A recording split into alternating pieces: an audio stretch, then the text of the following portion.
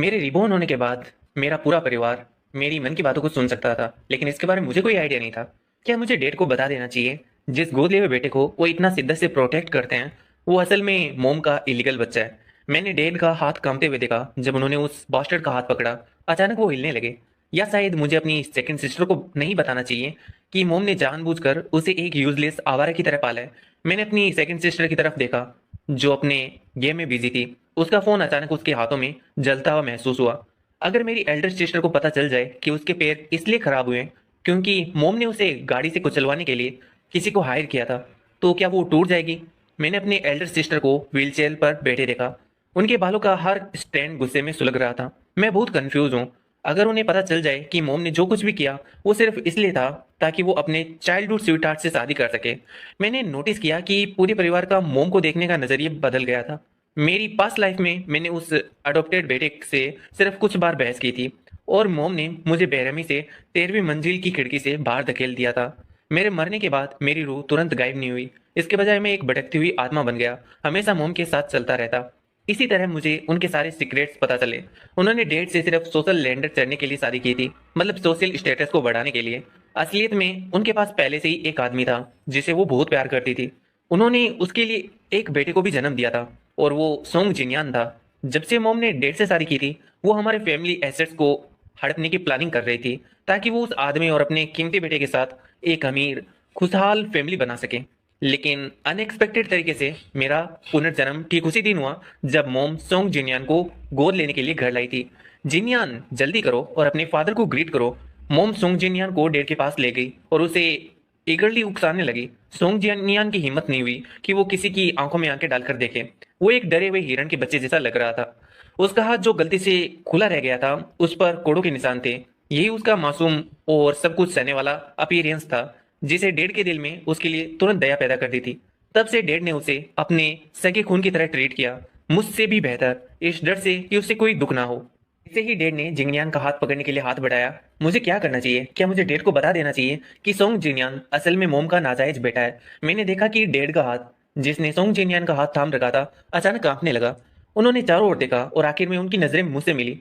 मैंने एक मासूम एक्सप्रेशन के साथ उन्हें देखा। डेड ने अपनी भौहें सिकोड़ी। उन्हें लगा जैसे उन्हें कोई वहम हो रहा है। इसके बाद सोंग जिनियान डेड के कंधे पर झुकने वाला है, डेड की सिंपैथी जीतने के लिए बुरी तरह रोने वाला है। अगले ही सेकंड मैंने देखा कि सोंग जिनियान ने खुद को डेड की बाहों में डाल दिया और बेकाबू होकर रोने लगा। मेरी पास्ट लाइफ में डेड बहुत इमोशनल हो गए थे और उन्होंने जेटली सोंग जिनियान को चुप कराया था, लेकिन इस पल वो बिल्कुल नहीं रो पाए। उनकी नजरें पूरी तरह से मुझ पर टिकी थी। लू वाई, क्या तुम कुछ कह रहे थे?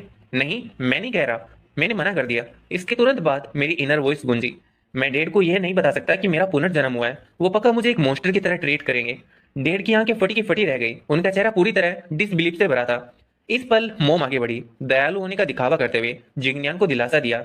जिंगनियान, रोना बंद करो, अब से ही तुम्हारा घर है। वो मेरी तरफ मोड़ी। लू आई, जिंगनियान को उसका कमरा दिखाने के लिए ले जाओ। मैं बाहर से तो मान गया, लेकिन मन ही मन बुद्ध बताया। एक पल में सोंग जिनियान सीढ़ियों से नीचे गिरने वाला है और क्लेम करेगा कि मैंने उसे धक्का दिया है। यकीनन मेरे साथ आधे रास्ते ऊपर पहुंचते ही वो अचानक सीढ़ियों से नीचे गिर गया। मोम तुरंत भागकर आई और सोंग जिनियान को गले लगा लिया। उन्होंने फिक्र से पूछा, जिनियान क्या हुआ? भाई, लू आई को दोस्त मत देना। मेरा पैर फिसल गया और मैं गलती से सीढ़ियों से गिर गया, सोंग जिनियान ने दर्द में कहा। मोम ने तुरंत मुझे सख्ती से डांटा। लू आई, जिनियान अब तुम्हारा छोटा भाई है। तुम उसे इस तरह टारगेट कैसे कर सकते हो? क्या हमने तुम्हें बचपन से बहुत ज्यादा बिगाड़ दिया है, जिसे तुम्हें लगता है कि तुम कुछ भी कर सकते हो और उसके बाद में बच सकते हो? डैड इस वक्त चल कर आए। वो मोम की तरह एक्साइटेड नहीं लग रहे थे। डैड को देखकर सोंग जियान ने जल्दी से कहा, डैड प्लीज, भाई को मत डांटिए। मुझे पता है कि वो अभी मेरी मौजूदगी को एक्सेप्ट नहीं कर पा रहे हैं। आखिर वो घर के इकलौते बेटे हुआ करते थे। मैं उन्हें समझ सकता हूँ। मेरी पास्ट लाइफ में सोंग जिनियान ने बिल्कुल ऐसा ही एक्ट किया था, जिसे वो डैड को मेरे खिलाफ करने में कामयाब रहा था। उन्हें लगा था कि मेरे अंदर कोई दया नहीं है। उसके बाद सोंग जिनियान अपनी किस्मत आजमाता रहा और मुझे फ्रेम करता रहा, जिससे डेड मुझसे और भी ज्यादा डिसअपॉइंट होते गए और आखिर में वो सिर्फ उसे को प्यार करने लगे। इस बार मैंने मन ही मन सोचा, मेरी तो सामत आ गई। मैं बहुत बुरी तरह फंस गया हूँ। मोम और डेड मुझे फिर से सजा देने वाले हैं। चाहे मैं कितनी भी सफाई दूं, वो नहीं सुनेंगे। बेहतर है कि मैं अपना मुंह बंद ही रखूं। मैंने देखा जिस तरह डेड ने मुझे देखा, उसमें गिल्ट और दुख की एक झलक थी। अगली पल डेड ने एक जोर का थप्पड़ जड़ा, जो सीधे सोंग जिनियान के चेहरे पर लगा। उसे सन कर दिया। मैंने देखा मोम वहां जमी की जमी रह गई, समय पर रिएक्ट भी नहीं कर पाई।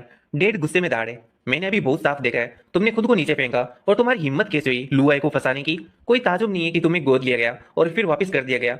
वाकई नफरत के काबिल लोगों को कुछ दयालु पहलू होते हैं और दयालु लोगों के कुछ नफरत भरे पहलू होते हैं। सोंग जिनयान को गोद लेना बेशक मोम का डिसीजन था। मोम ने कहा था कि अनाथालय में चैरिटी का काम करते हुए उन्होंने एक बहुत ही दयनीय छोटा लड़का देखा।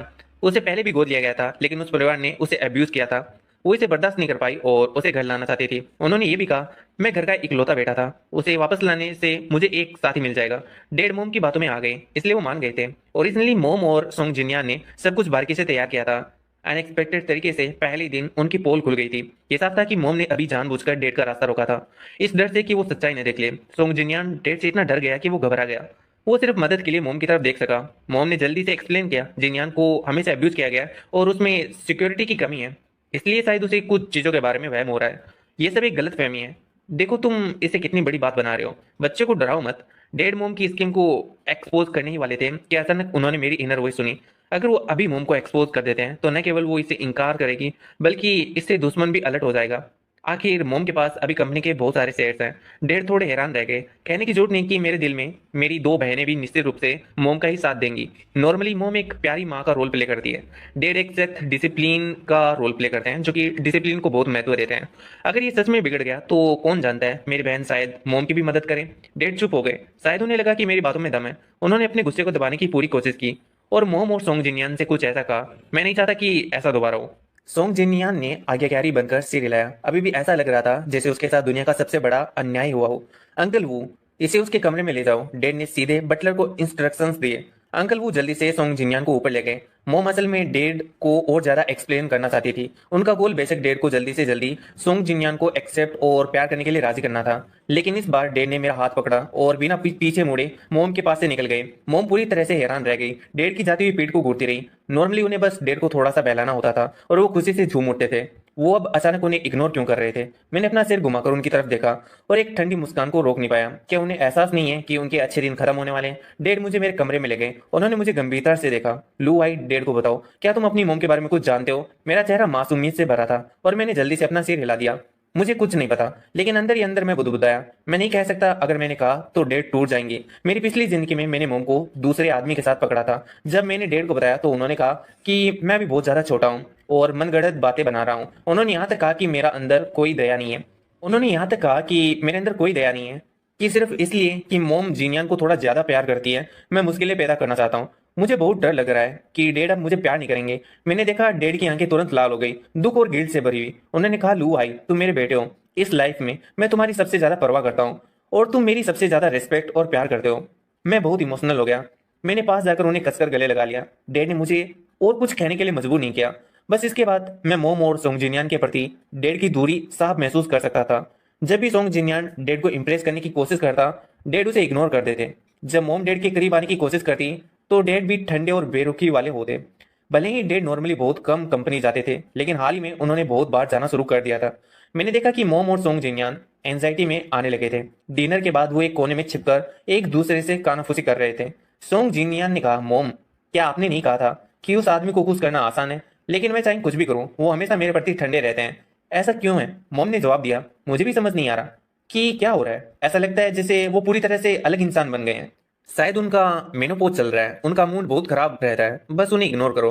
कल तुम्हारी सेकंड सिस्टर विंटर ब्रेक के लिए घर आ रही है। वो ब्रेनलेस है, बस पहले उसे अपनी तरफ कर लो।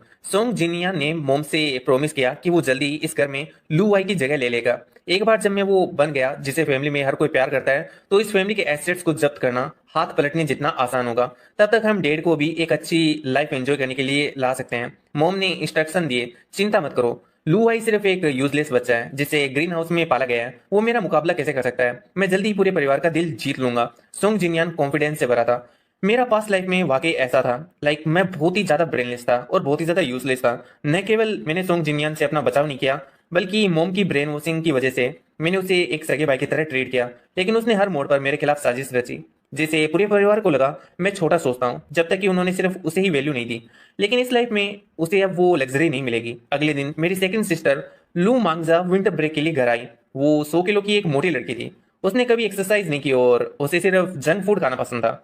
वो पढ़ाई भी नहीं करती थी, बस सारा दिन गेम खेलती रहती थी। जिस यूनिवर्सिटी में वो पढ़ती थी वो भी पैसे देकर खरीदी गई थी। बाहर वालों की नजर में मेरी सेकंड सिस्टर एक कंप्लीट लूजर थी। डेड को भी कोई खास उम्मीद नहीं थी कि मेरी सेकंड सिस्टर ऐसे निकलेगी, लेकिन उस वक्त उन्होंने मेरी एडल्ट सिस्टर लू वांकिंग को एग्जीक्यूट करने में बहुत ज्यादा मेहनत की थी। मेरी सेकंड सिस्टर मुख्य रूप से मोम की रेस्पॉन्सिबिलिटी थी। मोम हमेशा उसे कहती थी, तुम्हारी एल्डेस्ट सिस्टर पहले से ही फैमिली की जिम्मेदारियां उठा रही है, तुम्हें बस एक अमीर यंग लेडी बनने की जरूरत है, एक केयर फ्री लाइफ जीना काफी है। धीरे धीरे मेरी सेकंड सिस्टर ने अपनी सारी एम्बिशन खो दी और अपने दिन खाने, कुछ नए करने और मौत का इंतजार करने में बिताने लगी। सेकंड सिस्टर सोंग जिनयान आगे बढ़ा और उसका वेलकम करने वाला पहला इंसान था। वो प्रोएक्टिवली मेरी सेकंड सिस्टर के कान के करीब झुका। मैंने मोम को कहते सुना है कि आप फेवरेट चीज फ्रेंच फ्राइज है, फ्राइड चिकन और स्पाइसी चिकन फीट है, मैंने वो सब खरीद लिए और आपके कमरे में रख दी है। मैंने कोक भी खरीदी है जो आपको पीना पसंद है, डैड को मत बताना, ठीक है? मैंने अपनी सेकंड सिस्टर की आंखों में सरप्राइज देखा। डैड घर में इन चीजों की इजाजत नहीं देते थे।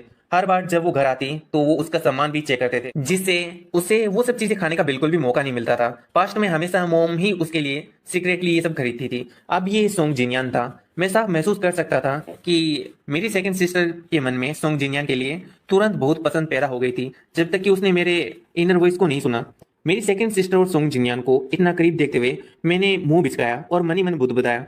सेकंड सिस्टर पहले से ही इतनी मोटी है और वो अभी भी जंक फूड खाना चाहती है। क्या वो वाकई अपनी पूरी की पूरी लाइफ को फैटी बनकर बिताना चाहती है? मैंने देखा कि मेरी सेकंड सिस्टर का मांसल मुस्कुराता हुआ चेहरा अचानक जम गया।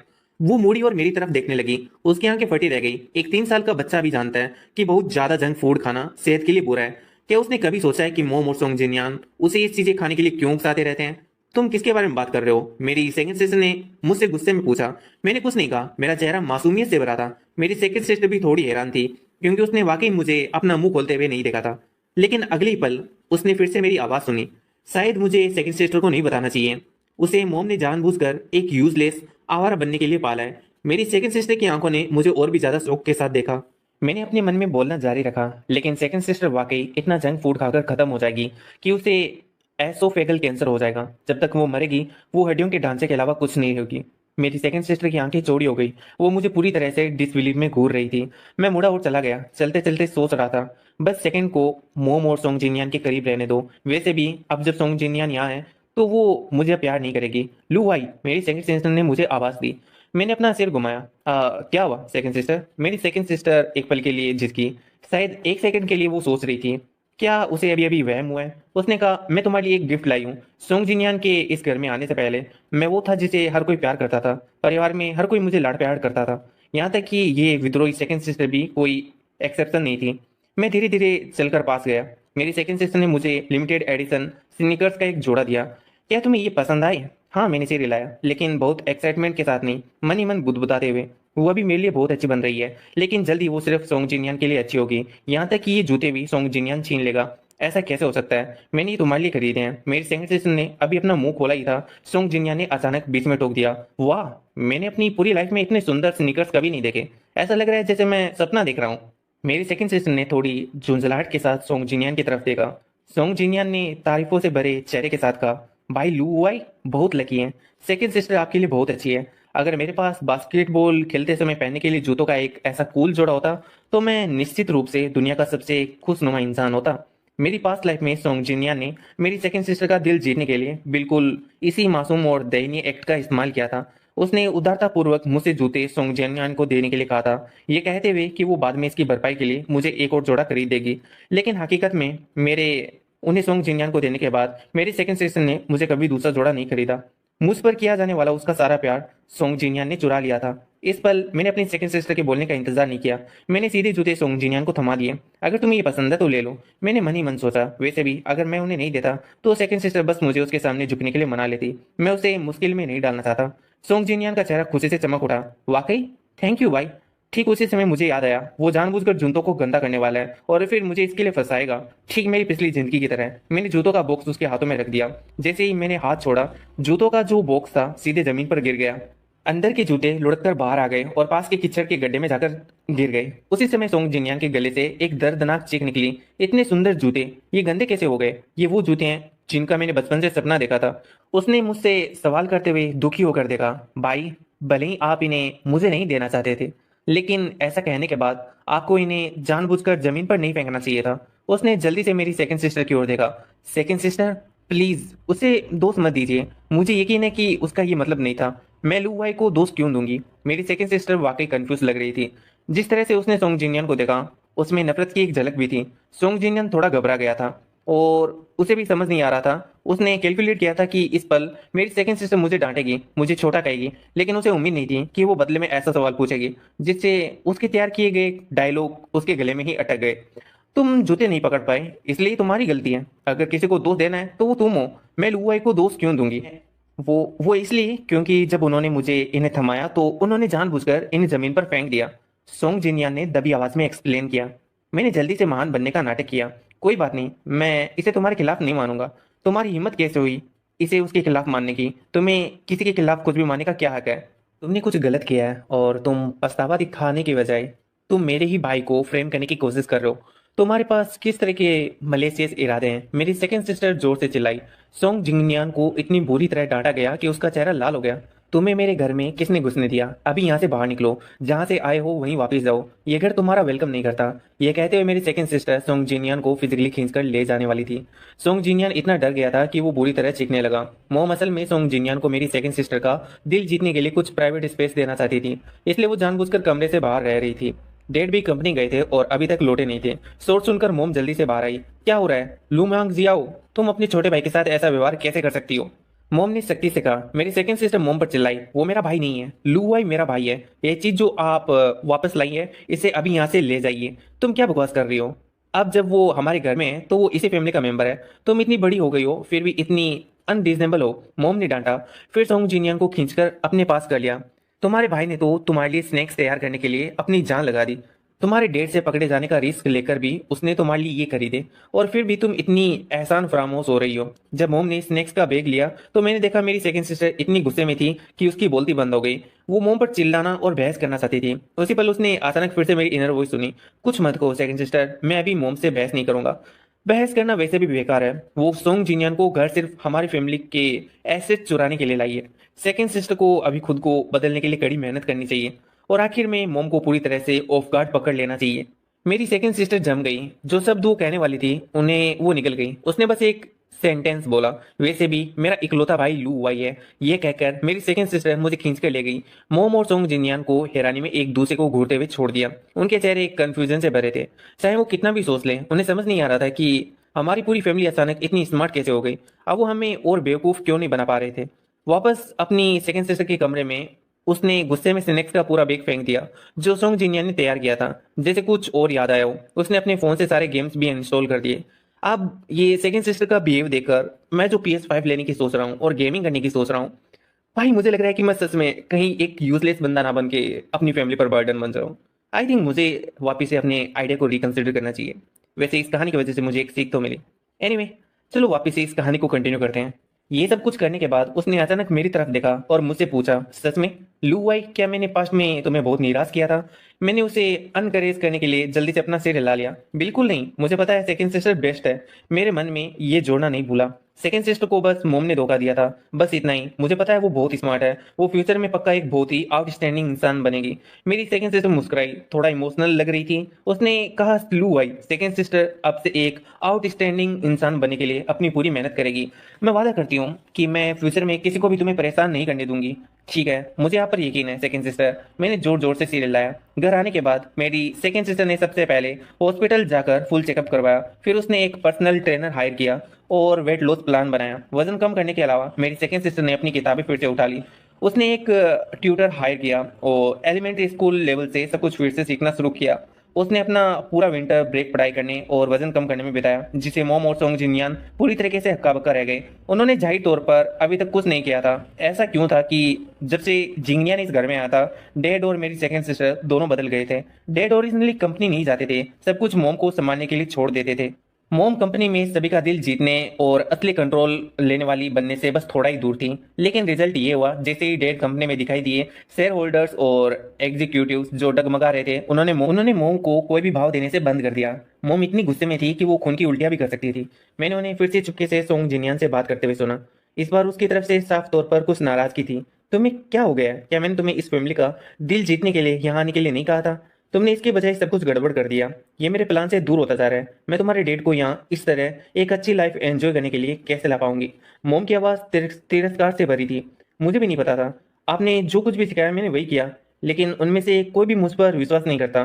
सोंग जिनियन इतना दुखी था कि वो रोने लगा। मोम को भी नहीं पता था कि चीजें कहाँ गलत हो गई। वो भी चिड़चिड़ी थी और उन्होंने सीधे एक फाइनल दांव लगाने का डिसीजन लिया। तुम्हारी एल्डर सिस्टर जल्द ही न्यू ईयर के लिए घर आ रही है। वो वही है जो मुझ पर सबसे ज्यादा भरोसा करती है। तुम्हें उसे अपने प्रति सबसे ज्यादा आभारी बनाना होगा। अब दूसरों की चिंता मत करो, वे वैसे भी यूजलेस हैं। तुम्हारी एल्डेस्ट सिस्टर इस फैमिली की इकलौती वारिस है। हाँ, इस बार मैं पक्का अच्छा परफॉर्म करूंगा। मैं पक्का एल्डेस्ट सिस्टर को अपनी तरफ कर लूंगा। सोंग जिनियान ने वादा किया। शायद वो भी हार मानने को थोड़ा तैयार नहीं था। उसे हमेशा लगता था कि वो हर चीज में मुझसे बेहतर है, लोगों के एक्सप्रेशंस पढ़ने में बेहतर, खुद को प्रेजेंट करने में बेहतर। वो पूरी फैमिली का प्यार कैसे नहीं जीत सकता था। मेरी पास्ट लाइफ में जब मोम ने मुझे छत से नीचे फेंका था, उसने मेरा मजाक भी उड़ाया था, ये कहते हुए कि उसे मेरा सब कुछ छीनने के लिए सिर्फ एक उंगली का इस्तेमाल करने की जरूरत थी। उस साल जब मैं गलती से छत से गिर गया और मौके पर ही मेरी मौत हो गई, मेरे डैड और मेरी दोनों बहनें वास्तव में बहुत दुखी थे। बस इसके कुछ समय बाद उन्हें सोंग जिनियान की मीठी बातों ने अपने वश में कर लिया था और उसके कुछ ही समय बाद उन सभी को मोम और सोंग जिनियान ने खत्म कर दिया था। अपनी पास्ट लाइफ की घटनाओं के बारे में सोचकर मैंने अपने दांत कसकर भींच लिए। इस बार मोम और सोंग जिनियान के लिए अपने कर्मों का फल भुगतने का समय आ गया है। न्यू ईयर से एक हफ्ते पहले मेरी एडल्ट सिस्टर लू वांकिंग विदेश से लौटी, जहां वो रिकवर हो रही थी। आधा साल पहले मेरी सिस्टर की कार के ब्रेक अचानक फेल हो गए थे, जिससे एक बहुत ही सीरियस एक्सीडेंट हो गया था। डैड और मैं विदेश यात्रा कर रहे थे और मेरी सेकंड सिस्टर घर पर गेम खेल रही थी। मॉम सबसे पहले मेरे एल्डर सिस्टर के पास पहुंची। मैंने सुना था कि उस समय भारी बारिश हो रही थी, सड़क धंस गई थी और एम्बुलेंस तुरंत एक्सीडेंट वाली जगह तक नहीं पहुंच सकती थी। वो मोम ही थी जिन्होंने मेरी बहन को अपनी पीठ पर लादकर एम्बुलेंस में बैठाने से पहले कई किलोमीटर पैदल यात्रा की थी। पूरी प्रोसेस की राहगीरों ने फोटो भी खींची थी। सभी ने एक माँ को प्यार की महानता की तारीफ की। हमारी पूरी फैमिली ने भी मोम के लिए गहरा प्यार महसूस किया। लेकिन सच तो ये था कि वो एक्सीडेंट मोम द्वारा हायर किए गए किसी व्यक्ति की वजह से हुआ था, क्योंकि मेरी एल्डर सिस्टर फैमिली की वारिस थी। मोम उसे जल्द से जल्द मरा हुआ देखना चाहती थी। अगर मेरी एल्डर सिस्टर मर जाती और मेरी सेकंड सिस्टर एक यूजलेस आवारा होती तो सिर्फ मैं ही बचता। मोम की नज़र में मुझसे निपटना बहुत आसान था। उन्हें बस सोंग जिनियन को मेरी जगह लेने के लिए घर लाना था। इस तरह आखिर में इस फैमिली की किस्मत उनके और उनके बेटे की जेब में चली जाती। लेकिन अनएक्सपेक्टेड रूप से एक्सीडेंट के बाद मेरी बहन मौके पर नहीं मरी। मोम का उसे बचाने का कोई इरादा नहीं था, लेकिन रागिरों द्वारा फोटो खींचे जाने की वजह से उनके पास इस कड़वे नाटक को करने के अलावा और कोई चारा नहीं था। मेरी एल्डर सिस्टर को इमरजेंसी ट्रीटमेंट के लिए हॉस्पिटल ले जाया गया। वो आखिरकार बच गई, लेकिन उसके पैर खराब हो गए। मोम ने मेरी एल्डर सिस्टर को आगे के ट्रीटमेंट के लिए विदेश जाने का सुझाव दिया। उन्होंने कहा कि विदेश में मेडिकल इक्विपमेंट अधिक एडवांस है और इससे मेरी एल्डर सिस्टर को जल्दी ठीक होने में मदद मिलेगी। यहाँ तक कि उन्होंने मेरी एल्डर सिस्टर को बेस्ट प्राइवेट हॉस्पिटल से कांटेक्ट करने में एक्टिवली मदद की। रिजल्ट काफी प्रिडिक्टेबल था। आधा साल बीत गया, मेरी एल्डेस्ट सिस्टर के पैरों में सुधार का कोई संकेत नहीं दिखा। एल्डेस्ट सिस्टर आप आखिरकार वापस आ गए। मैंने आपको बहुत याद किया। सोंग जिनियन एक सोशल बटरफ्लाई की तरह चमकते हुए मेरी एल्डेस्ट सिस्टर के पास दौड़ कर गया। उसने कहा कि मैं अक्सर मोम को आपके बारे में बातें करते हुए सुनता था। वो कहती थी कि आप मेच्योर, स्टेबल, ब्यूटीफुल और ओपन माइंडेड है। वाकई 100 बार सुनने से बेहतर एक बार देखना है। आप मेरी इमेजिनेशन से कहीं ज्यादा यंग और ब्यूटीफुल हो। अपने खराब पैरों की वजह से मेरे एल्डर सिस्टर बहुत इनसिक्योर हो गई थी, यहाँ तक कि थोड़ी एकांत प्रिय भी। एक समय था जब डैड और मैं अक्सर उससे मिलने विदेश उड़कर जाते थे, लेकिन वो हमेशा हमें बाहर निकाल देती थी। वो किसी से भी मिलना नहीं चाहती थी। वो जिस इकलौते इंसान से मिलती थी वो मोम थी। आखिर में हमारी उससे मिलने की हिम्मत भी नहीं रही। अब सोंग जिनियान के प्रोएक्टिव अप्रोच ने मेरी एल्डेस्ट सिस्टर को थोड़ा अनकंफर्टेबल फील करा दिया, लेकिन वो उसके उत्साह का विरोध नहीं कर पाई। उसकी आंखें उससे मिलने की खुशी से भरी थी। एल्डेस्ट सिस्टर, आप इतने लंबे समय से प्लेन में हैं, क्या आप थक गई हैं? मुझे आपको पीठ की मसाज कर देनी चाहिए। ये कहते हुए उसने ईगरली मेरी एल्डेस्ट सिस्टर की पीठ की मसाज करना शुरू कर दिया। लगातार पूछ रहा था कि क्या वे कंफर्टेबल है। मुझे पता था कि आप वापस आ रही हैं, इसलिए मैं स्पेशली मसाज सीखने गया था। टीचर ने मुझे ब्लड सर्कुलेशन इंप्रूव करने के लिए पैरों की मसाज करना भी सिखाया।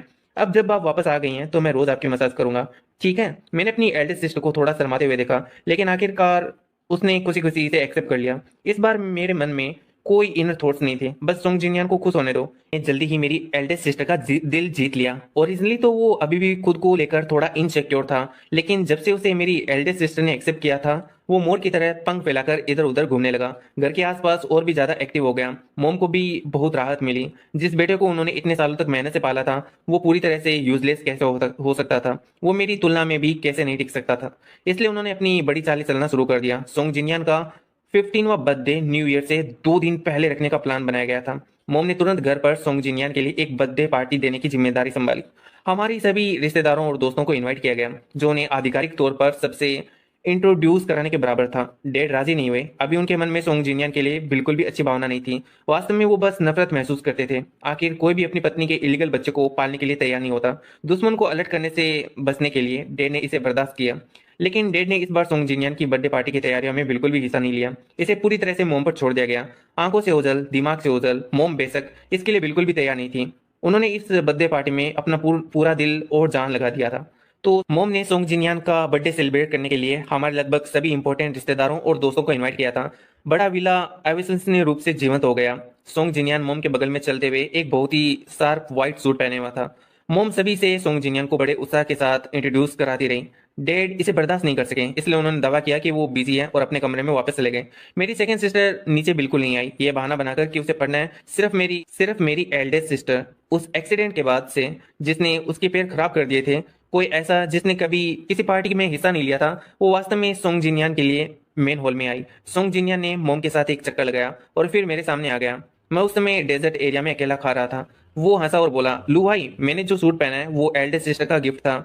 मैंने सुना है कि ये बहुत महंगा है, मुझे बहुत पसंद है, क्या तुम्हें लगता है कि ये अच्छा लग रहा है? सोंग जिनयान मेरे सामने कुछ बार घुमा, जानबूझकर दिखावा करते हुए। मेरी पास्ट लाइफ में भी ऐसा ही था। उसने मेरे प्रति नफरत जगाने के लिए इस मेथड का इस्तेमाल किया और फिर खुद को एक कमजोर, बेसहारा विक्टिम के रूप में दिखाया। उस समय मैं वास्तव में उसकी चाल में फंस गया था और उसके साथ जमकर बहस की थी, जिसे पूरी फैमिली और बर्थडे पार्टी में शामिल होने वाले सभी लोगों ने मुझे अनरीजनेबल होने के लिए क्रिटिसाइज किया था। इस बार मुझे उसकी परवाह करने की कोई फिक्र नहीं थी। मैंने बस कैजुअली कहा, ये वाकई काफी सुंदर है, ये तुम पर बहुत अच्छा लग रहा है। क्या तुम जल रहे हो? सोंग जिन्या ने ये देखते हुए कि मैंने कोई खास रेस्पॉन्स नहीं दिया, मुझे उकसाना जारी रखा। तुम नहीं जल रहे हो, मैंने उदारता पूर्वक कहा। एल्डर सिस्टर ने पास्ट में मेरे लिए बहुत सारे अच्छे सूट खरीदे हैं। आज तुम्हारा बर्थडे है, इसलिए उन्होंने तुम्हारे लिए एक खरीदा। इसमें जलने वाली क्या बात है? मुझे लगा तुम दुखी होगे। मैंने सुना है कि तुम पिछले कुछ दिनों में एल्डेस्ट सिस्टर से सबसे ज्यादा चिपक रहे थे। एल्डेस्ट सिस्टर चाहती थी कि मैं इस फैमिली में बेहतर तरीके से एडजस्ट हो जाऊं, इसलिए वो काफी हद तक मेरे साथ रही है। मुझे डर था कि तुम दुखी होगे। अच्छा हुआ तुम नहीं हो, मैंने तुम्हें गलत समझा। आखिर तुम एल्डेस्ट सिस्टर पर उतना भरोसा नहीं करते।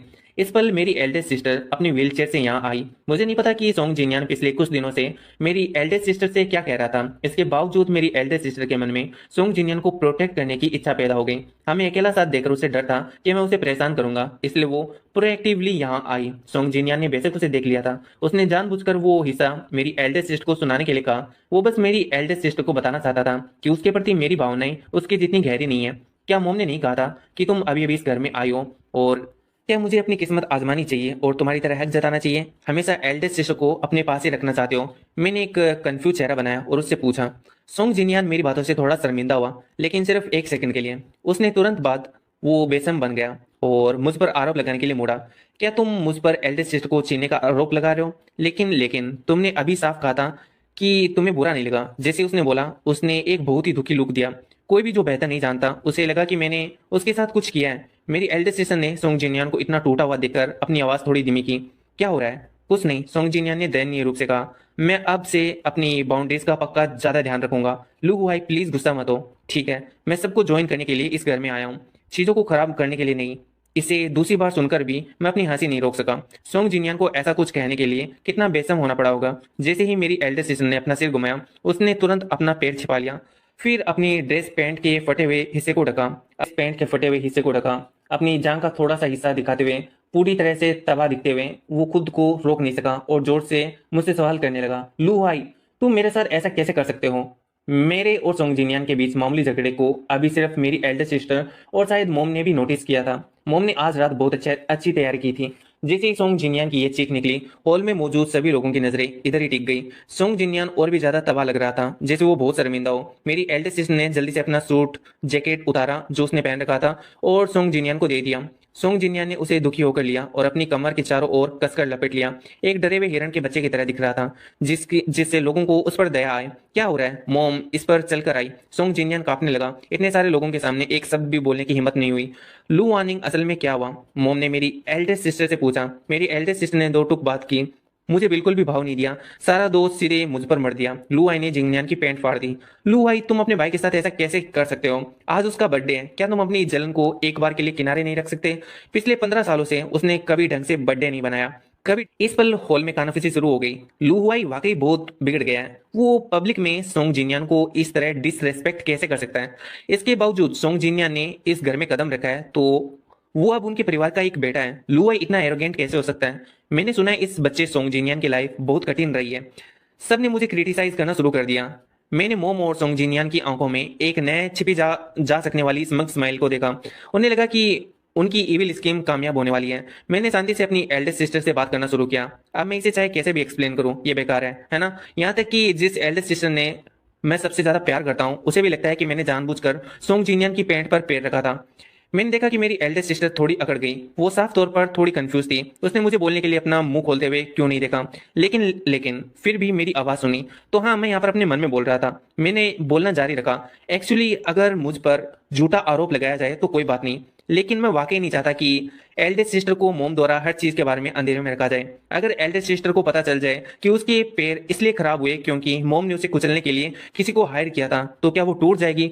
वो मोम से बहुत प्यार करती है। मैं नहीं चाहता कि एल्डेस्ट सिस्टर का दिल टूटे। मेरी एल्डेस्ट सिस्टर अपनी व्हील चेयर पर बैठी थी। मैंने देखा कि उसका एक्सप्रेशन अचानक बहुत बुरी तरह बदल गया। उसके हाथों ने व्हील चेयर के किनारों को कसकर पकड़ लिया, गुस्से से कांपते हुए। सोंग जिनयान उसके बहुत करीब खड़ा था। उसने तुरंत उसके इमोशनल बदलाव को महसूस किया। उसके होठों के कोने मुस्कुराने के लिए मुड़ने ही वाले थे। उसे लगा कि मेरी एल्डेस्ट सिस्टर उसकी तरफ से गुस्सा महसूस कर रही है, कि वो मुझ पर गुस्सा है। सोंग जिनयान को शायद लगा कि समय सही है और उसने जल्दी से बोलना शुरू किया। लू आई, अगर तुम मुझे इतना नापसंद करते हो तो मैं इस घर से चला जाऊंगा। इस घर में आकर और खुशी का पिछला महीना बिता पाना, एक डैड, एक मोम, बहनें और एक छोटा भाई पा लेना। मैं पहले से ही बहुत खुश हूँ। मैं और कुछ मांगने की हिम्मत नहीं करता और मैं तुम्हें नाखुश नहीं करना चाहता। लू आई, अगर तुम नाखुश हो तो चाहे मुझे ये घर कितना भी पसंद क्यों ना हो, मैं भी खुश महसूस नहीं करूंगा। सोंग जिनयान के इन दिल को छू लेने वाले शब्दों ने तुरंत सभी को इमोशनल कर दिया। घर में मौजूद रिश्तेदार और दोस्त उसकी ओर से एक एक करके मुझे क्रिटिसाइज करने लगे। सोंग जिनयान ने देखा कि इतने सारे लोग उसका साथ दे रहे हैं तो उसका कॉन्फिडेंस और बढ़ गया। उसने कहा, सब लोग प्लीज लुआई के लिए चीजों को मुश्किल मत बनाइए। मैं नहीं चाहता कि वो दुखी हो। मेरा इस घर में होना वो एक पल के लिए रुका, थोड़ा दुखी दिख रहा था। उसने बोलते हुए कहा, आखिर मुझे गोद लिया गया था। मैं कभी भी इस फैमिली का हिस्सा नहीं था। सब लोग प्लीज लुआई को डांटना बंद करो। अगर वो मुझे पसंद नहीं करता तो मुझे बस चले जाना चाहिए। मैं तुम्हें घर लाई हूं तो तुम इस फैमिली का हिस्सा हो। मोम ने मजबूती से देखा, सोंग जिनयान के सुर में सुर मिलाते हुए। मेरे पास ऐसा कुछ नहीं है जो इस घर का हो। सोंग जिनयान ने दर्द में कहा, मेरे पास कुछ नहीं है। मैंने इस फैमिली के लिए कभी कोई योगदान नहीं दिया। तुम इतने इनसिक्योर कैसे हो सकते हो। मोम ने बेबसी से कहा, मोम प्लीज मुझे आज रात वापस अनाथालय ले जाइए। वही वो जगह है जहां मैं वाकई बिलोंग करता हूँ। ये साबित करने के लिए कि मुझे क्या करना होगा कि हमारे घर में तुम्हारी जगह है।